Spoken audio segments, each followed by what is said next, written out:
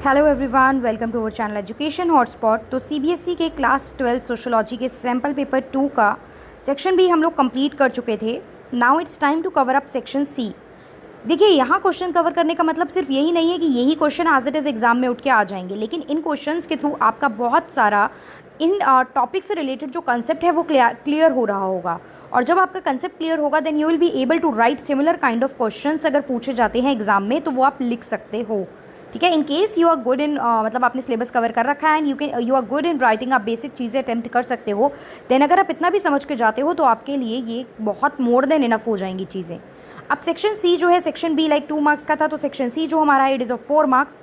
यहाँ पे आपके पास जो फर्स्ट क्वेश्चन है that is question number 10 in section C. Compare the experience of industrialisation in the west with that of the Indian experience. मतलब west में जो इंडस्ट्रियलाइजेशन आया उसको आपको इंडिया में इंडस्ट्रियलाइजेशन जो आया उससे कंपेयर करना है। पहली बात, इंडिया में जो इंडस्ट्रियलाइजेशन मेजर फॉर्म में आया वो रिजल्ट था वेस्ट में इंडस्ट्रियलाइजेशन के आने का। वेस्ट में इंडस्ट्रियलाइजेशन का आना, इंडस्ट्रियलाइजेशन मतलब क्या होता है? Setting up of more and more industry setup करना, मैन्युफैक्चरिंग के लिए न्यू मॉडर्न टेक्निक्स यूज़ करना, ये सब कंसेप्ट है जो है वो इंडस्ट्रियलाइजेशन कहलाता है। या फिर shifting from primary sector to secondary sector जो होता है मैन्युफैक्चरिंग सेक्टर, ये भी इंडस्ट्रियलाइजेशन कहलाता है। तो यहाँ पे क्या हुआ था, जब वेस्ट में इंडस्ट्रियलाइजेशन आया तो वो ग्रोथ लेके आया था अपने साथ। वहाँ पे ग्रोथ देखने को मिल रहा था, सिटीज़ की तरफ लोग मूव कर रहे थे। लाइक लंदन उस टाइम पे एक ओवर क्राउडेड टाउन बन गया था बिकॉज बहुत सारे लोग वहाँ पे काम की तलाश में आ रहे थे। ठीक है, तो यहाँ पे उस समय पे एक नई क्लास, एक रिच क्लास होती थी और एक पुअर क्लास होती थी, लेकिन उस समय पे हमें एक नई class that is middle class का इमर्जेंस देखने को मिला। लोग गाँव से, रूरल एरिया से अर्बन एरिया की तरफ शिफ्ट कर रहे थे अगर हम बात करें वेस्ट की। But in India, it does not happen in that way. In India, the industrialization shifted, मतलब रिवर्स माइग्रेशन हमें देखने को मिला। People are going back to the villages. From urban area से रूरल एरिया में लोग शिफ्ट कर रहे थे। What was the reason behind that? क्योंकि अब वर्क नहीं है। You are getting competition from the मतलब लाइक आपकी जो बाहर की एरिया थे, लाइक मैनचेस्टर वगैरह का कंपटीशन था, तो आपका एक्सपोर्ट तो कम हो गया। अब आप जो पहले एक्सपोर्ट कर रहे थे कॉटन एंड वेरियस थिंग्स, अब आप वो चीज़ कॉटन सिल्क ये सब उतना बाहर एक्सपोर्ट नहीं कर रहे हो because they are making it, वो सस्ते में उस चीज़ को बना रहे हैं वहाँ पे। तो इसीलिए लोग जो थे अर्बन एरिया में, जो लोग काम भी कर रहे थे, उनके पास उतना काम था ही नहीं। Now the only option left with them is to go to the primary sector और एग्रीकल्चर सेक्टर दोबारा से। तो ये चीज़ है, ब्रिटिशर धीरे धीरे कैप्चर भी कर रहे थे और इंडियन स्टेट को उस वजह से जो अपना स्टाइल वो लोग डेवलप करवाना चाह रहे थे। तो यहाँ पे जो हैंडीक्राफ्ट इंडस्ट्री एक डेवलप कर रही थी उसमें भी डिक्लाइन हमें देखने को मिला था, क्योंकि वहाँ पे भी उसका प्रोडक्शन भी कम हो गया था। क्यों? क्योंकि ब्रिटिशर की जो डिमांड थी, जो ब्रिटिशर जिस तरीके की चीज़ें डिमांड करते थे और हमारे यहाँ जो प्रिंसली कोड जिस तरीके से डिज़ाइन किए जाते थे इन टर्म्स ऑफ आर्ट अगर हम बात करें तो वो डिफरेंट थी। तो हमारे यहाँ के आर्टिशियन वो चीज़ें फुलफ़िल नहीं भी कर पाते थे। क्लियर? तो ये सारी चीज़ें हमें जो है मेंशन करनी है, कंपैरिजन ऑफ मतलब industrialization in west and in Indian. Next है 11th question, elucidate the phenomena of modernity. देखिए, whenever the question regarding modernity will be ask, mind में आ जाना चाहिए साइंटिफिक चीज़ें।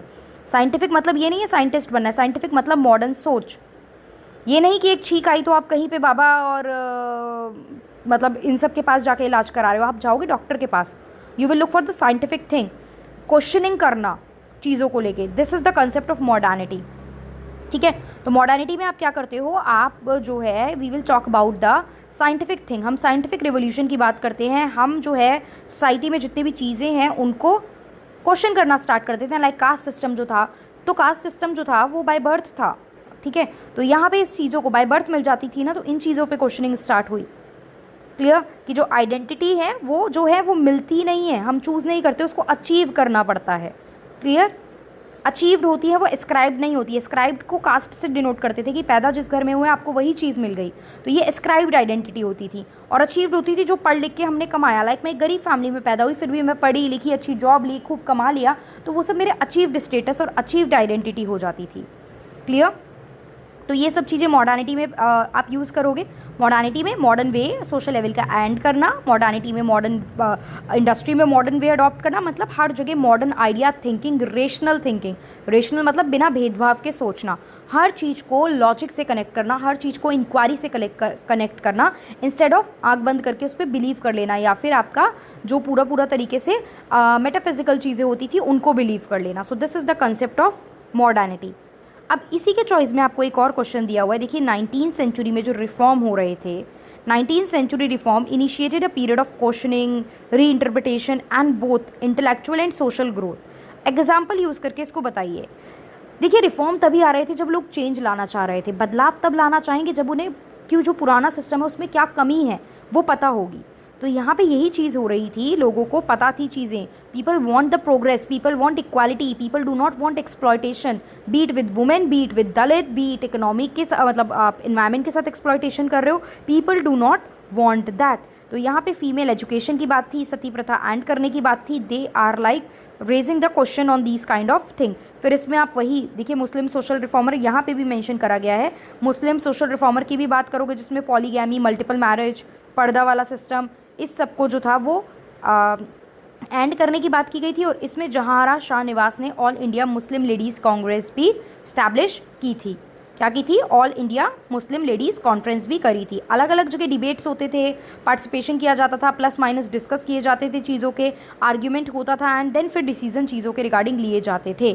सो this is the period of questioning where हर step को question किया जा रहा है कि ये चीज़ क्यों, क्या इसकी पीछे लॉजिक है, कहाँ ये चीज़ लिखी है, क्यों ये सिस्टम सोसाइटी में प्रिवेलिंग है। ये सब चीज़ों पे क्वेश्चनिंग जो थी वो करी जाती थी। और उनको दोबारा से अगर गलती लगती थी या वो मूवमेंट जो है वो सक्सेसफुल रहता था तो उस पर्टिकुलर चीज़ को, प्रोसेस को या सोशल लेवल को री इंटरप्रेट करा जाता था, मतलब एंड करके दोबारा प्रेजेंट किया जाता था। नेक्स्ट क्वेश्चन है, identify and discuss the plight of the various stakeholder in the Bombay textile strike of 1982। Bombay textile enterprise में जो स्ट्राइक हुई 1982 में, वहाँ पे आपको स्टेक होल्डर्स की बात करनी है। तो स्टेक होल्डर्स क्या होते हैं? देखिए, शेयर होल्डर से कंफ्यूज मत होना। शेयर होल्डर तो स्टेक होल्डर्स का ही एक पार्ट होते हैं। स्टेक होल्डर वो लोग होते हैं जिनका आपके बिजनेस या किसी भी चीज़ में कोई इंटरेस्ट है। लाइक आपके लिए स्टेक होल्डर कौन है? आपके लिए स्टेक होल्डर आपके पेरेंट्स हैं, उनको आपकी पढ़ाई में इंटरेस्ट है। आपके टीचर्स हैं जो आपको पढ़ा रहे हैं, उनको आपके नंबर जानने में इंटरेस्ट रहेगा, आप कैसा परफॉर्म कर रहे हो इंटरेस्ट रहेगा, राइट। पड़ोसी होते हैं, दे आर ऑलवेज क्यूरियस कि कितने नंबर आपने मतलब कितना क्या परसेंटेज हम ले आए हैं। रिलेटिव्स बोल सकते हो आप। तो ये सब चीज़ें होती हैं स्टेक होल्डर जिनका किसी पर्टिकुलर चीज़ में स्टेक है। अब बिजनेस के लिए स्टेक होल्डर वो कंज्यूमर भी हो जाते हैं जो उनसे सामान खरीद रहे हैं, वो सप्लायर भी हो जाते हैं जो उनको रॉ मटेरियल प्रोवाइड कर रहे हैं, वो बैंक भी हो जाते हैं जिन्होंने आपको लोन दिया है, वो सरकार भी हो जाती है क्योंकि वो आपसे टैक्स लेगी। तो बहुत सारे स्टेक होल्डर होते हैं। तो यहाँ पे क्या बताया गया है कि जो बॉम्बे टेक्सटाइल स्ट्राइक थी 1982 की, जिसको ट्रेड यूनियन लीडर दत्ता सामंत ने लीड किया था, ठीक है। बहुत सारे वर्कर्स और फैमिलीज़ थी, लेकिन 2 साल तक तकरीबन चली थी। वुमेंस ने भी पार्टिसिपेट किया था। लेकिन क्या हुआ, एक लंबे समय के बाद इसको बंद करना पड़ा आपको, क्योंकि काम नहीं है, कब तक खाली बैठोगे। अब स्ट्राइक कर रहे हैं, प्रोटेस्ट कर रहे हैं, रोड पे आ गए, बैठे हैं, धरना दे रहे हैं, सब कुछ कर रहे हैं। अल्टीमेटली एक टाइम तक ही तो चीज़ें अवेलेबल होंगी। स्ट्राइक कर रहे हो इसका मतलब you are not doing work ना, काम भी तो नहीं कर रहे हो, पैसे भी तो नहीं आ रहे हैं, तो कैसे घर चलाओगे, कैसे चीज़ें खाओगे। तो ये चीज़ रही थी इसमें। प्लस इसमें आरएमएमएस के मेंबर ने भी इंपॉर्टेंट रोल प्ले करा था कि लोगों को काम पे वापस ले जाएं, लोगों को समझाएं कि स्ट्राइक पे बैठने से there is no benefit of the things, कि आप 2 साल से बैठे हो तो यू नीड टू वर्क, आपको अर्न करना है तो यू नीड टू वर्क। इस टाइम पे तकरीबन 1 लाख लोगों ने अपनी जॉब खोई थी और वापस अपने गाँव, अपने विलेजेस में उन्हें वापस जाना पड़ा था और कुछ छोटे मोटे काम करने पड़े थे, ठीक है, क्योंकि कंपनी दूसरे लोग हायर कर लेगी, इतना ज़्यादा चीज़ें नहीं चल पाती हैं। ऑल्दो ट्रेड यूनियन कांग्रेस बन चुकी है, अगर आप मतलब लोगों को आजकल तो देखिए सोशल मीडिया इतना पॉपुलर है, आप कोई भी चीज़ डालोगे सपोर्टर अपने आप नेशनल इंटरनेशनल लेवल पे जुड़ते जाते हैं। आजकल तो चीज़ें बहुत कॉमन हो, मतलब बहुत ज़्यादा एक मिल गया है। कोई गलत चीज़ भी डाल रहा है तो भी लोग, मतलब हमारे पास तो, हम यहाँ बैठे हैं, हम नहीं पता लगा सकते ना कि वो पर्सन सही है या गलत है, लेकिन हम उस मूवमेंट से जुड़ जाएंगे। मूवमेंट का आइडियोलॉजी सही लग रहा होगा, वो पर्सन का चाहे एलिगेशन फॉल्स भी होगा तो हम जुड़ जाएंगे। लाइक मी टू मूवमेंट की बात करते हैं। मी टू मूवमेंट में अगर 90 सही होंगे, 90 सही लोगों ने आवाज़ उठाई होगी, तो आई थिंक 10 गलत लोगों ने भी आवाज़ उठाई होगी। और ऐसे बहुत से लोग होंगे जो बेचारे उठाना, मतलब जो एक्चुअल में जिन्होंने सफ़र किया होगा वो उठा भी नहीं पाए होंगे।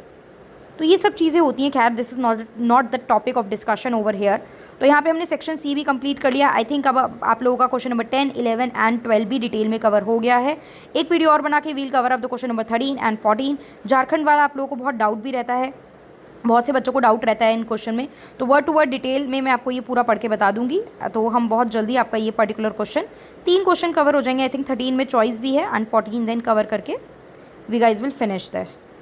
आई थिंक चीज़ें क्लियर हो रही हैं। इन केस क्लियर हो रही हैं तो भी बताओ, नहीं क्लियर हो रही हैं तो भी बताओ, कोई डाउट आ रहा है तो भी मेंशन करके बताओ, ठीक है। फर्दर डी भी कंप्लीट करते हैं। थोड़ा पेस में चल रहे हैं, वीडियो बना रही हूँ मैं बैक टू बैक, तो आई थिंक आप लोग भी इसको देख के चले, सपोर्ट करें थोड़ा सा चीज़ों को। समझ में आ रही हैं तो आप लोग थोड़ा मेंशन कर देंगे तो I will be motivated to make further videos. तो मैं ज़्यादा से ज़्यादा और वीडियोस आप लोगों के लिए बना पाऊंगी। कुछ नहीं होता, जस्ट एक मोटिवेशन मिल जाता है। तो अगर आप वीडियो देख रहे हैं, बेनिफिट हो रहा है, लास्ट तक देखिए, इसलिए मैं लास्ट में ही बोल रही हूँ, स्टार्टिंग में मैंने ये सब नहीं बोला। तो आप लोग मुझे कमेंट करके मैंशन कर सकते हैं, so that I will feel motivated and prepare more and more such videos. So that's all for this video. Thank you for watching everyone.